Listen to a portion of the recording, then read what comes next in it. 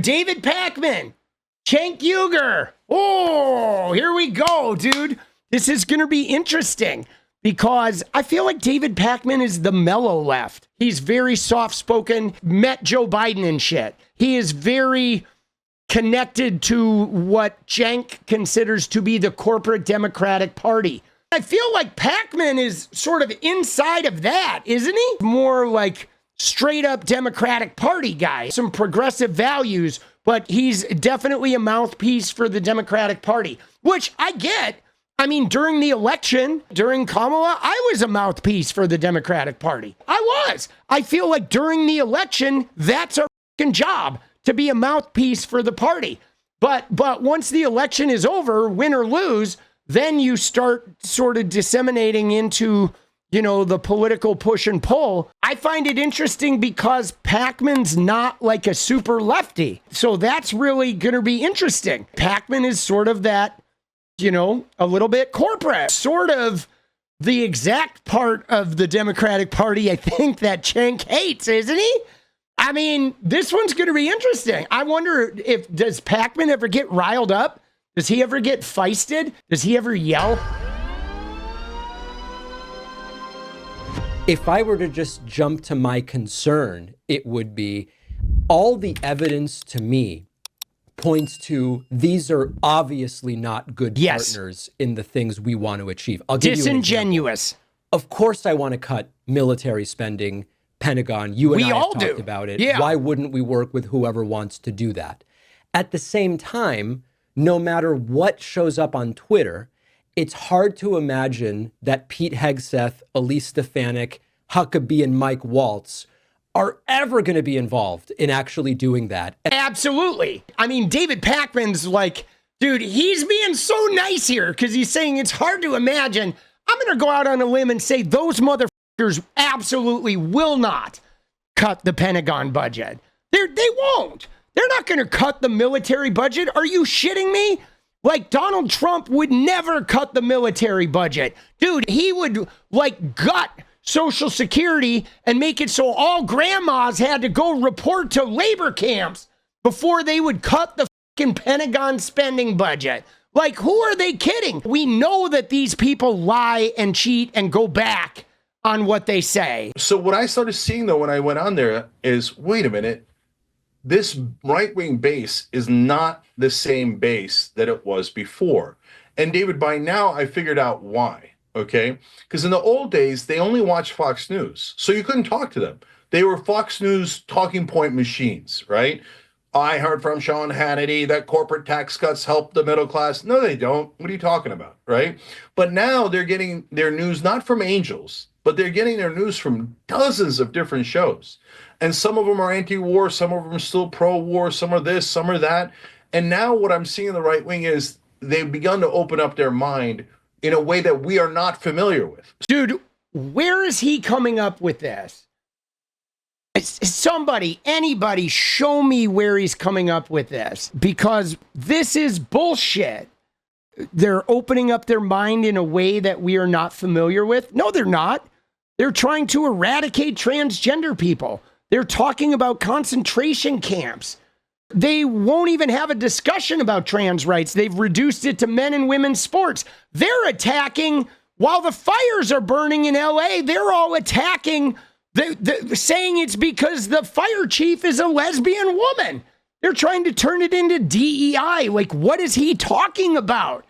This is such fucking bullshit. He's like pretending like the actual reality. See, this is where I start feeling gaslit.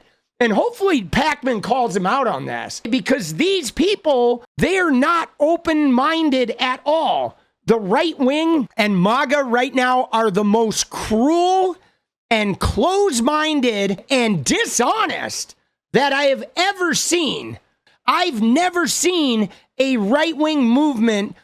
And I'm not talking about Trump and shit. I'm talking about the people themselves and the shit online and like Meta easing their restrictions. So now you can call trans people mentally ill and you can call women property and you can call black people farm equipment and shit. They're like easing restrictions. So these rotten, nasty, like harm inducing people can go and spread their negative vitriol while their leader stands up there cheering that he's going to decimate those populations. I've never seen a more openly hostile, hateful, and nasty group band together and be proud of it.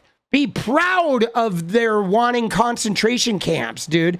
And he's like saying they're opening their mind. Like, dude, he's lying, man. And other comments, tons of comments that I get is, wait a minute, I think right-wing media lied to me. That's right-wingers saying it. Because they say, I just saw like 15-second clip of you saying something outrageous or something that I totally disagree with that they view to be outrageous, right? But when I see you in a conversation, the left is not at all what I thought it was, right? Because the right... Dude, are we believing this? I mean, dude, I'm on Twitter. I'm in Cenk's replies all the time, bro. He just said there that right-wingers are like, oh my God, the left. I thought the left was very different. I think right-wing media is lying to me, Cenk. You just made me realize. And it's like, no, they're not saying that. We've all been in his Twitter replies. Everybody in there is saying shit like, glad to see you come to your senses. Now he's agreeing with them and they're like, finally, you're figuring it out. Nobody is coming to him and saying, oh my God, Charlie Kirk and the right-wing media are lying to me. I'm worried about reading too much into they booed McConnell because next week they'll cheer him if someone says to Trump, now we cheer McConnell. I would argue that whether or not they cheer McConnell or whatever, the risk of the populist rhetoric as a uniting force is that the solutions are different. Even if we really were in agreement about the problem, once we get to solutions, we're not even at all on the same page. No, I think you are wrong. And it's very understandable because what you're describing is exactly what's happened throughout history. Right? Okay. So that's the media and political ecosystem that we all grew up in. So again, that's why I understand people's concern. Like, whoa, wait, no way. All the Republicans I've known my whole life are immovable, right? And all they're ever going to do is corporate tax cuts and tax cuts for the rich. So here's where it's really important to do nuance. But they are going to do corporate tax cuts and taxes for the rich. And I know that RFK Jr. is talking about like changing the food supply, but Trump ain't adding a whole bunch of new regulations to food companies. Are you shitting me? No. What are we even talking about, bro? Understand the new landscape. Okay, tell me. So first of all, on Mitch McConnell and Dick Cheney, no, they loathe them. You guys are wrong. It doesn't matter, though. They only loathe Dick Cheney and Mitch McConnell because they're not pro-Trump. That's it. Like, what is he talking about? The only reason they loathe Dick Cheney and Mitch McConnell is because Trump talks shit about them. Trump hates Liz Cheney. And therefore, Dick Cheney is hated too because they're tied together. And Mitch McConnell is, even though he saved Trump's ass, Mitch McConnell is like looked at as like he works with the Democrats. He's not extreme enough. They went against Trump. That's it. That's the only reason they hate them. Dude, you could ask 90% of MAGA and they don't even know what fucking Dick Cheney did. I bet half of MAGA doesn't even know that Dick Cheney used to be vice fucking president, bro. And if they did know he was vice president, they wouldn't know which president he served with. Seriously, they don't fucking know. When I talk to the individuals, the actual voters, the base, they have no incentive to lie. Have you ever met a MAGA guy? Yeah. I don't think they're lying. I just think it's been several years of MAGA saying we don't like these guys, so they're on board. But if that changes, they'll just change their minds. No, they won't. So, dude, he said no, they won't, bro. Dude, what are we talking about, boss? Trump said he was building a wall. He said Mexico was paying for it. He didn't do it. He didn't even start to do it until 3 months before the election. Were they mad at him? No, they don't care. If Trump changes his mind, he'll just blame it on the Democrats. He'll blame it on Gavin Newsom. He'll say it was Obama. Obama did this. Like, dude, Cenk is, he's laughable. You sweet summer child. That's so true. See, this is where it just gets so phony, dude. Like, Cenk, where is your information? He's like an abused spouse. No, it's going to be different this time. I swear, Trump's not going to piss in my mouth this time. I promise. He's different, right? He's not going to cheat on his wife this time. Dude, yeah, no, the anti-war guy's talking about doing a military invasion of fucking Panama, you fucking moron, Cenk. And all his followers are like, yeah, they're like, go invade Panama, you fucking stupid ass. Like, dude, I'm getting pissed now. This guy is fucking pissing me off, bro. So let me explain why I think that they won't. Okay. So look, in the beginning, it starts exactly as you're saying, David, which is Trump goes, I don't like Mitch McConnell. For whatever crazy reason popped into his head at the time. Yep. And his wife is 𝗂𝗄𝗪 𝗡, and weirdo racist. It's not even a good voice, Cenk. Come on. Right? Yep. Not that I like Elaine Chao. I think she's terrible establishment figure, but you don't need to go racist on it. Yeah, so, the problem isn't that she's Asian. Yeah, that's definitely not the problem, right? So I know where it started, and so you're not wrong about that. But now they genuinely hate the corruption. And they could explain. So when I say like, oh, Mitch McConnell, they don't, when I get into the longer discussions, AmFest was really tiny, right? When you get into a 3-hour conversation on Patrick Bet-David or Tim Pool Show or whatever, they all go, no. I know. He takes $1 billion from corporate donors and serves corporate donors. For the last 10, 20 years, as you know, definitely not 10, longer than 15, 20 years, David, as you know, my main thing is get money out of politics, end the corruption, bring back democracy. Dude, he's literally... Elon Musk 2 weeks ago was saying to the entire Congress, if you don't do what Donald Trump says, we're going to primary all of you. And all of Maga was on board with that huge corporate donor, Elon Musk, leveraging an oligarchy threat against the entire U.S. government apparatus. They genuinely hate the wars. They don't want wars. And that, I know that is so fundamentally different than But they're supporting the invasion of Panama. He is stuck. He's stuck. He's still mad about Bernie, dude. That's what Cenk is. Cenk is like somebody who fell madly in love with Bernie, felt jilted with Bernie and Bernie's, the Bernie's family, the Democratic Party. And so Cenk has always felt like the family destroyed his relationship with his one true love. Right? Because Bernie was going to change the Middle East, where Cenk's, long-term, like near billionaire political family exists, right? And he's been like a jilted lover at crying in his fucking soup ever since Bernie, dude.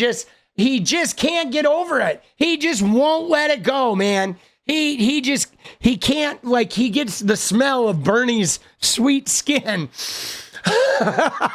Yes, I know. Bernie scorned him too. Yes. Even Bernie was like, oh shit, I'm not going to support your congressional run because you've said nasty shit about women. Because, oh wait, yeah, you used to be a Republican. You're still kind of a dirtbag. But I'm telling you, dude, like Cenk goes home at night and he's got like one of Bernie's dress shirts on his pillow, dude. And he just like smells it. And he's like, Bernie, where'd you go, Bernie? I miss you, Bernie. We could have done it, Bernie. Oh, Cenk is so sad. I'm going to go call Maga. I'm going to call Maga now because Bernie jilted me. Oh, shit. I'm not even sure about this, and I think this is really, I don't know that this is an ideological disagreement. I just don't know that we're on agreement on the facts. I'll give you a counterexample to what you're talking about. Yesterday, Trump does this crazy press conference at Mar-a-Lago. During this press conference, it was like 30 minutes long. He talks about invading Panama, and everyone's cool with that. He suggested taking Greenland and the Panama Canal with military force. Hello? Taking Canada with economic force and unleashing hell on Gaza, or allowing hell to be unleashed. And they loved it. That doesn't sound very anti-war.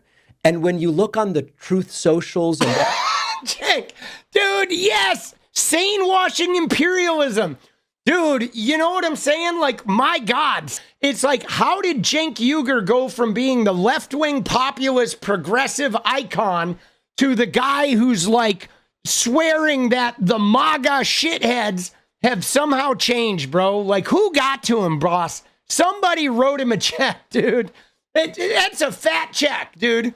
It is a fat fucking check. It's people defending it, memes about all of the Americas in an American flag. Yeah, and what they're trying to do is they're going beyond that, where they treat everything like a joke. So then they have plausible deniability about it. They kind of seem to be just lining up behind whatever he says. I just am not seeing what you're seeing. Yeah, David, that's exactly it. Because I dove in more, I'm seeing something that others aren't. Because he dove in more. Because he got that poly market money, bro. That's why he's seeing. There it is. Hey, Cenk, what are you saying? Oh, you know what I'm saying? That's what I'm saying. Oh, Maga is good. Good Maga. Oh, shit. Dude, yeah, he is literally one step away from saying, you know, maybe the Saddam Hussein thing was the right move. And that's why I understand the skepticism. But am I wrong about the reaction to yesterday's crazy tirade? You're halfway wrong. I'm halfway. Okay. All right. So I know I'm out on a limb here because believing that the right wing is going to turn on Trump on specific issues where they have disagreement when they've never done it before, I get that I'm taking a risk by saying that they're going to do that, right? I question whether there is disagreement. Yeah, that's a good point, David. There is. So that's what I'm saying. So, and we're all going to find out with our own eyes and ears if I'm right or wrong, right? And you've seen me go out ahead of people before, right? Dude, they're not going to disagree with Trump. They will always fall in line. They will always fall in line, dude. That's been the whole dynamic. What are they going to do when they disagree with Trump? Who are they going to then, who's going to be on their side? You remember when Kyle Rittenhouse disagreed with Trump and all the right-wing influencers, like they have a media. It's like if you disagree with Trump, they'll send fucking bomb threats. Dude, you know what I mean? Libs of TikTok would be sending bomb threats to your fucking door. What are you talking about, dude? See, this is the shit where, dude, I gotta get on the fucking show with this guy because he is so full of shit. He's like, oh, we'll see. Well, when are we gonna see, Cenk? Because we already saw it over the immigration and the visas and Trump saying he's not lowering prices, right? We've already seen it, okay? We've already seen it. Okay, everybody got mad about Elon Musk, and what did he do? He just switched the narrative over to the UK for a little bit, meddling in another election, and then as soon as it comes time to start passing anti-trans bills, which they're going to start doing right away, and the voting restrictions to make it harder for Democrats to vote, they're going to do that right away, and then MAGA is going to get right in there and sniff ass like they always do. Because that's all they do. All they do is sniff ass. That's all they have. And you're fucking sniffing ass too, Cenk. I said in 2013, I said Bernie could beat Hillary Clinton. 3 years before he had that historic run. Yeah, and guess what, Cenk? He didn't beat Hillary Clinton. So 3 years you said Bernie could beat Hillary Clinton, but Cenk, you were wrong, dude.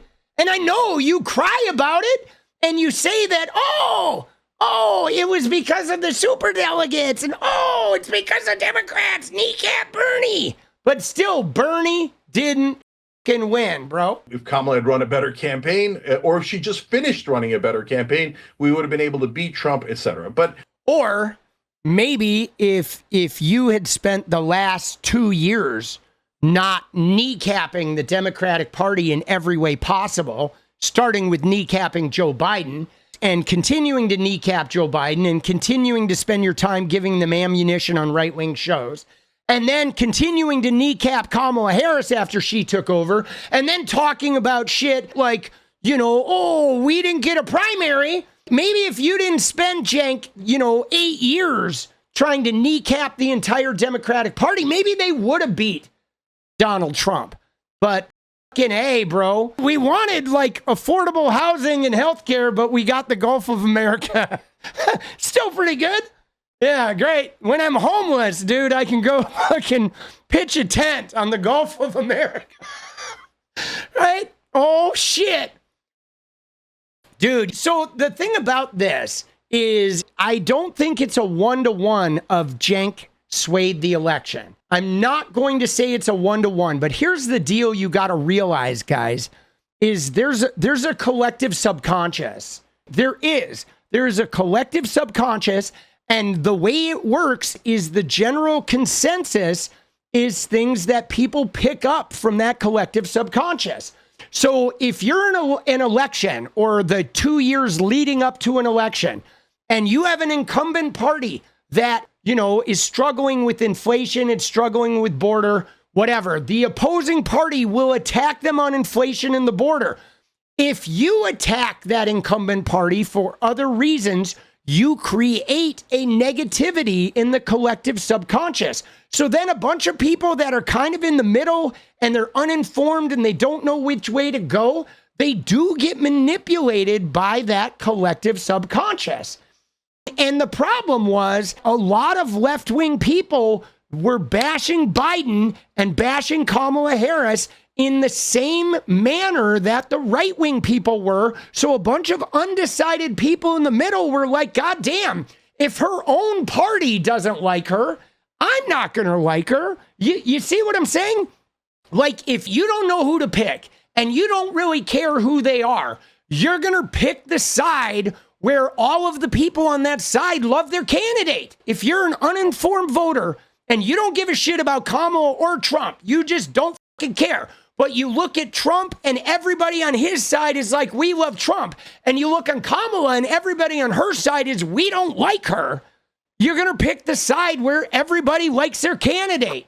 It's real fucking simple. And the Democrats blow that all the time because of people like this guy who's like a virus. He's never supportive of the Democratic Party or the Democratic candidate. Never. He's not. He's not supportive of them. And you're right, because a lot of people are just not politically informed. So they go with that first impression. And when they see their own party picking apart their candidate, they're like, I don't want to vote for that party. The problem is, guys, is that Maga does not care about Trump's campaign promises. They only care about one. And they want him to be a vicious culture war guy. They don't care if he lowers prices. They'll say they do. They'll say that's the reason they're voting for him. They're lying. They don't care if he lowers prices. They don't care if he brings back jobs. They don't care if he builds a wall. But they do care that he ravages transgender people. They do care that he goes after wokeness and tries to, like, harm woke people or take away DEI, go after gay rights. They do care that he demonize immigrants at every turn, even if he doesn't end up deporting them all. They just want him attacking them. And that's what these guys forget. This is why we have to fight the culture war, guys. Because the problem is if Democrats stand around and they just say, like, look at how Trump's failing, that's not going to be good enough, because they don't care if Trump fails as long as he's attacking the culture war and the people that they have deemed like demonic or bad or dangerous or groomers or whatever. As long as he's attacking them and beating them into submission in any way he can run up the debt, he can break the law, he can fail at every campaign promise, and they will forgive him. Because that's the real war. They want an end to gay marriage. They want to hurt trans people. They want to make it so they never see a pride flag anywhere. That's what they're after, MAGA. They're after that dominance, that cultural dominance of the cisgender, white, hetero, male-driven culture exerting its dominance. You got to be fighting that dominance of that culture. And that fight of fighting that dominance of that culture has to be an undertone of all the other fights. And we got to stop letting them use that dominant bullshit behavior. And we've got to take the culture war fight. We've got to take the you need to be truthful fight. And it's the same with Cenk. Because Cenk is sitting here saying, oh, we hated the neocons. Now the right hates the neocons.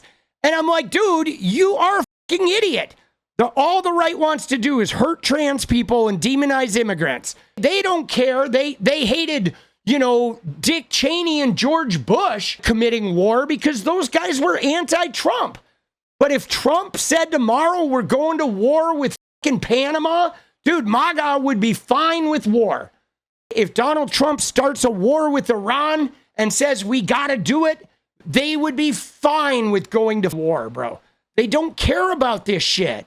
And Cenk is like, he's acting like they do. And that is like holding water for them. This is like providing cover. He's providing cover for them by acting like they have a genuine interest in working with us.